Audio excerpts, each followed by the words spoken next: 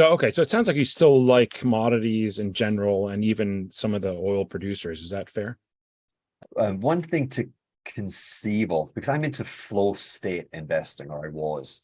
So this point with regard to the energy complex, beware, because if we are in a bear market, you will come in under profound pressure to sell. Even if we're actually, Right. even if we're in a profound bull market, I would say to you it's the same thing. I call it the bucking broncos. Like, markets use volatility as a mechanism to make sure that very few people actually attain great success. And so you have to be flow, and you've got to be a little bit paranoid, and you've got to kind of it's not enough to conceive of the journey as point A to point B. You got to conceive of it as, we took a wrong turn, we got to go back, the kids, we need to take a pit stop, the people got to be fed, and so one thing that we saw this year, if we take Rio Tinto, one of the big platform commodity producers, and we're in the midst of shortage and elevated prices, and yet their share price has been a catastrophe.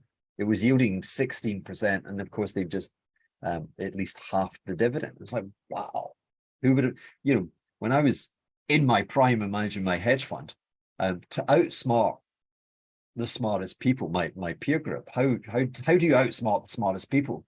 Who would take on that mandate? Who would say, I'm smarter than you lot? Not me.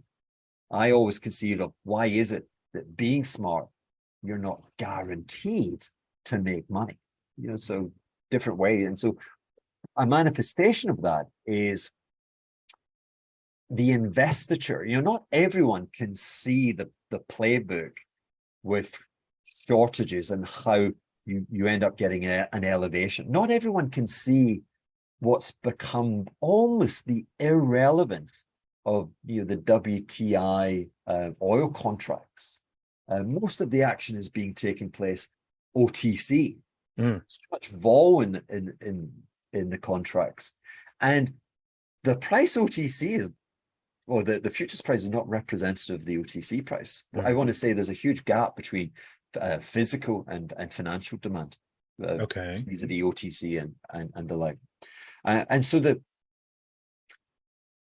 future would seem to be one where I could conceive of the S&P oil and gas sector retaining the profound highs of being 30% of the makeup of the index.